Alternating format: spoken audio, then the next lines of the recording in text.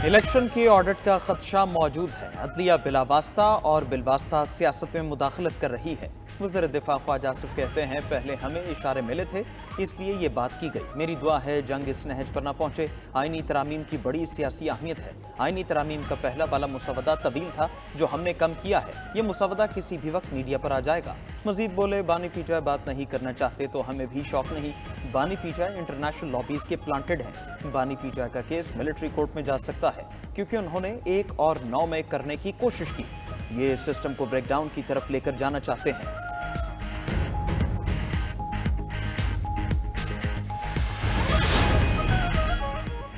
आईनी तरमीम के लिए 25 अक्टूबर जरूरी है, ना मजबूरी। हुकूमत चाहेगी आईनी तरमीम 25 अक्टूबर से पहले हो। नहीं चाहते आईनी तरमीम के लिए अरकान की खरीदो फरोख्त की जाए। चेयरमैन पीपल्स पार्टी बिलावल भुट्टो जरदारी का कहना है कि तहरीक इंसाफ वाले आईनी तरमीम को मुतनाज़ा बनाना चाहते हैं। बानी पीटीआई जुडिशल रिफॉर्म्स को सबूताज करना चाहते हैं। तहरीक इंसाफ वाले चाहते हैं मुल्क न चले। पीटीआई का इंतखाबी निशान वापस लेने में मेरा कोई ताल्लुक नहीं। इन लोगों ने आइन के मुताबिक इंट्रा पार्टी इलेक्शन नहीं कराए थे।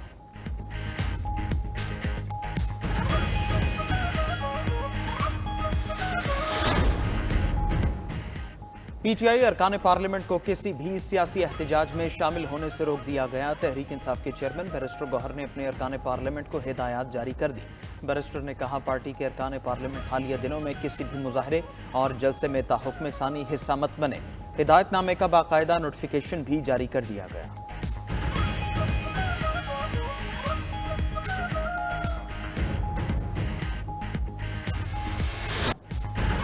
सूबे के एक डीपीओ की मदद से पेशावर पहुंचा। केपी हाउस से निकलकर उसके पीछे कायम चौकी में 4 घंटे रहा। 4 घंटे बाद मुझे बताया गया गाड़ी का इंतजाम हो गया तो मैं चला गया। वजीर आला अली अमीन गंडापुर ने खैबर पख्तूनख्वा हाउस से पेशावर पहुंचने की सारी रोदात बयान कर दी।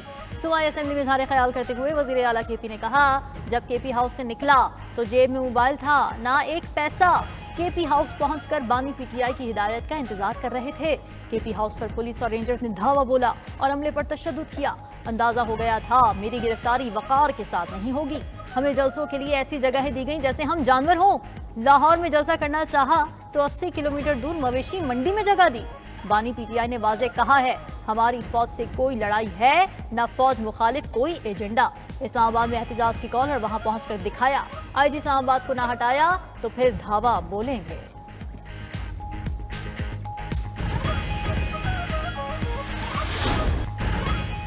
खैबर पख्तूनख्वा असेंबली में हंगामाराई बात करने की इजाजत न देने पर अरकान का शदीद एहतजाज। शोर शराबे पर अपोजिशन और हुकूमती अरकान आपस में गुत्थम गुत्था। सूबाई असेंबली में लातों और घूंसों का आजादाना इस्तेमाल। पीटीआई के नेक वजीर और पीटीआई पार्लियामेंटेरियन के इकबाल वजीर में झगड़ा हुआ। स्पीकर ने गैलरी से तमाम मेहमानों को निकाल दिया। इकबाल वजीर और उनके साथी कारकुनों को भी असेंबली से बाहर निकाल दिया।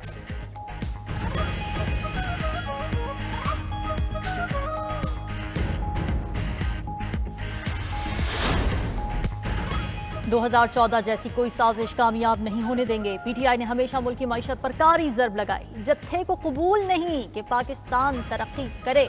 वज़ीर आज़म शहबाज शरीफ का वफाकी काबीना इजलास से खिताब। कहा, एससीओ इजलास से पहले वफाक पर चढ़ाई की कोशिश हो रही है। धरने की साजिश दोहराने वालों को एससीओ समिट सबोताश करने की इजाजत नहीं देंगे। मुआशी इस्तेहकाम में रुकावटें डालने से बड़ी मुल्क दुश्मनी कोई नहीं। वज़ीर आला केपी की क़यादत में होने वाले एहतजाज में अफगान शहरी शामिल थे। वफाक पर दिन रात चढ़ाई की जा रही है। जत्थे को फिक्र है पाकिस्तान तरक्की कर गया तो इन्हें कौन पूछेगा। फसादियों को होश के नाखुन लेने चाहिए। कराची धमाके पर बात करते हुए वज़ीर आज़म ने कहा कि चीनी सफ़ीर को यकीन दिलाया है कि एससीओ के लिए जामे इंतजामात किए हैं।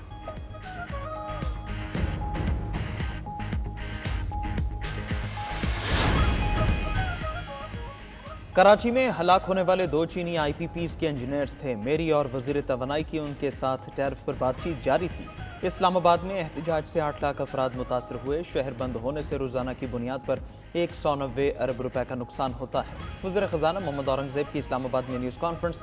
कहा, एहतजाज और मुजाहरों से मईशत पर मनफी असरात मुरतब होते हैं। मुजाहरीन मसाइल के हल के लिए मुज़ाकरात का रास्ता अपनाएं। शहरों और दुकानों को बंद करने के संगीन नताइज होते हैं। मुआशी इस्तेहकाम के लिए किए गए इक़दामात के समरात आना शुरू हो गए। मुल्क में महंगाई कम हुई, आइंदा मजीद कम होगी। आने वाले दिनों में शुराए सूद में भी कमी आएगी। रुपए की कदर में भी बेहतरी आ रही है। इक़्तिसादी ढांचे में इस्लाहात का सिलसिला शुरू हो गया है।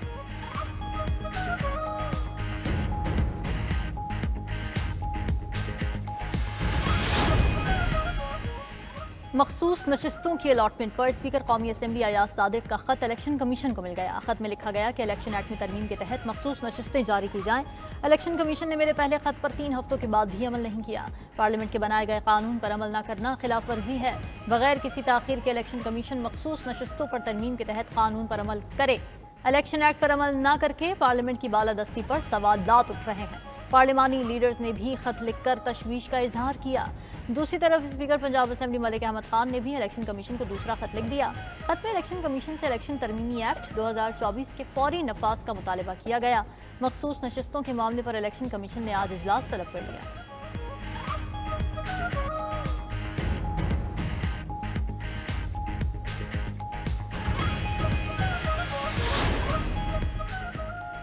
मौलाना फजलुर रहमान आईनी अदालत के क़याम पर मशरूत रजामंद आईनी तरामीम की मंजूरी के लिए बड़ा ब्रेक थ्रू।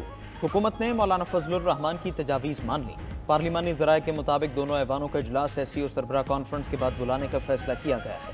मौलाना फजलुर रहमान आईनी तरमीम पर अपना मुसवदा 2 से 3 दिन में हुकूमती टीम के हवाले करेंगे।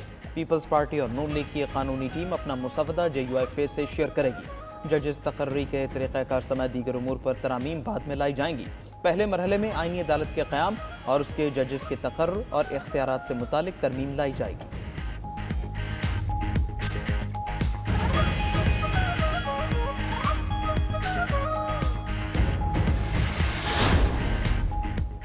बानी PTI के खिलाफ जेल से उकसाने के इल्जाम में मुकदमा दर्ज। इंसदाद दहशतगर्दी दफात के तहत दर्ज मुकदमे में वजीर आला अली अमीन गंडापुर, आजम सवातीन नामजद, थाना संजानी की FIR में 2500 नामालूम कारकुन भी शामिल किए गए।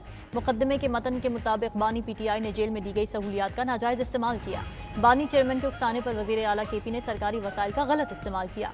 रहनुमा PTI आजम सवातीन ने मुजाहिरीन की माली मुआवनत की। मुजाहिरीन ने पुलिस पार्टी पर कत्ल की नीयत से फायरिंग भी की।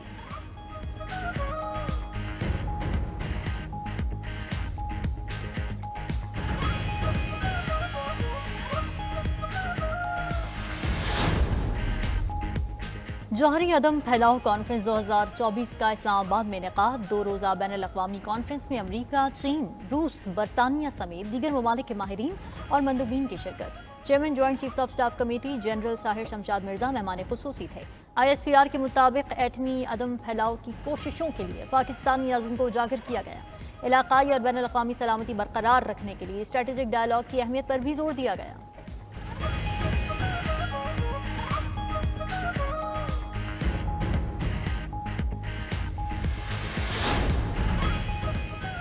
विफाक ऐवान सनअत व तिजारत की 12वें एक्सीलेंस अवार्ड्स की तकरीब सदर ममलकत ने शुरका में अवार्ड्स तकसीम किए। तकरीब से खिताब में सदर आसिफ जरदारी ने कहा, स्टॉक मार्केट नए रिकॉर्ड कायम कर रही है। कारोबारी अफराद स्टॉक एक्सचेंज में सरमायाकारी करें। बुलंद शरह सूद मुल्क की मईशत और कारोबार के लिए फ़ायदेमंद नहीं। हुकूमत के साथ मिलकर मुआशी इस्तेहकाम के लिए कोशिशें कर रहे हैं। ऐसी सनतों की ज़रूरत है जो अवाम को रोज़गार दें।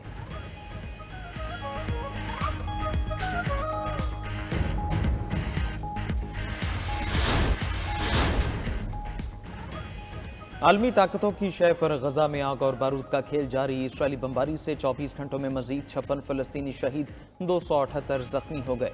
7 अक्टूबर 2023 से अब तक 41,965 अफराद शहीद, 97,590 जख्मी हो चुके हैं। 1 साल से जारी जंग के दौरान गजा से 902 खानदानों का मुकम्मल सफाया हो गया। अरब मीडिया के मुताबिक इसराइली फौज ने शिमाली गजा से फलस्तीनियों को इनखला का नया हुक्म दे दिया। गजा और मकबूजा मगरबी किनारे से गिरफ्तार फलस्तीनी सहाफ़ियों की तादाद 108 हो गई। अमेरिका ने जंगबंदी मुआहदे के लिए कोशिशें जारी रखने का ऐलान कर दिया।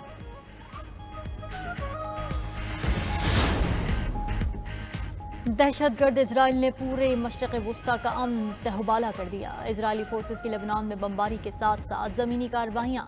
दारुल हुकूमत बैरूत समेत दीगर शहरों में इजरायली कार्रवाइयों से अब तक 2000 से ज़्यादा लेबनानी शहीद हो चुके हैं। उधर हिजबुल्लाह ने इजरायली शहर हिफा पर 100 से ज़्यादा रॉकेट दाग दिए। रॉकेट हमलों में 12 इजरायली जख्मी हो गए। रहनुमा हिजबुल्लाह नईम कासिम का कहना है कि अगर दुश्मन जंग जारी रखेगा तो मैदान जंग फैसला करेगा। WHO ने लेबनान में वबाई अमराज फैलने का खदशा जाहिर कर दिया। मशरक़ वुस्ता की सूरत हाल पर अमरीका और यूरोपीय ममालिक ने बड़ी बैठक की तैयारियां शुरू कर दी। दूसरी तरफ शाम की दारुल हुकूमत दमश्क पर इजरायली हमले रिहायशी इमारत को निशाना बनाया। अरब मीडिया के मुताबिक हमले में मुतादिद अफराद जख्मी हुए।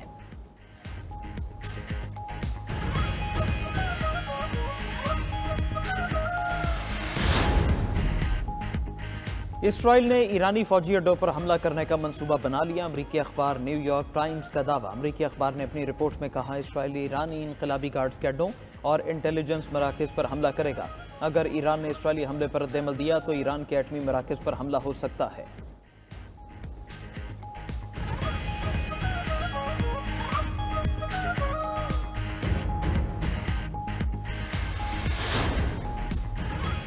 अमरीकी सदर जो बाइडन ने इजरायली वजीर आजम नेतन्याहू को घटिया इंसान करार दे दिया। मशहूर अमरीकी सहाफ़ी बॉब वुडवर्ड ने अपनी किताब में जो बाइडन से मुताल्लिक़ नए इंकशाफात कर दिए। दावा किया कि जो बाइडन ने निजी गुफ्तगू में इजरायली वजीर आजम नेतन्याहू को घटिया इंसान कहा। वुडवर्ड के मुताबिक जो बाइडन ने नेतन्याहू से टेलीफोनिक गुफ्तगू में कहा था कि आप जानते हैं, दुनिया भर में इसराइल के बारे में ये तासुर बढ़ता जा रहा है कि ये एक बदमाश रियासत है और आप एक बदमाश अदाकार हैं।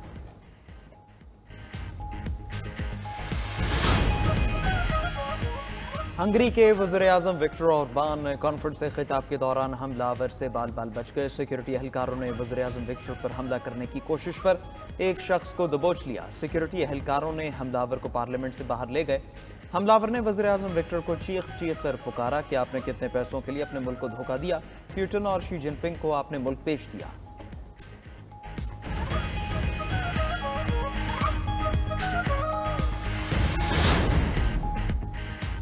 फ्रांस के नए वज़ीर-ए-आज़म मिशेल बार्नियर को तहरीक अदम-ए-एतमाद का सामना। बायबाजू के न्यू पॉपुलर फ्रंट इत्तेहाद के 192 कानून साजों ने तहरीक जमा कराई। इत्तेहाद ने फ्रांस की नई हुकूमत पर जुलाई में कानून साज इंतखाबात के नताइज ना मानने का इल्जाम लगाया था।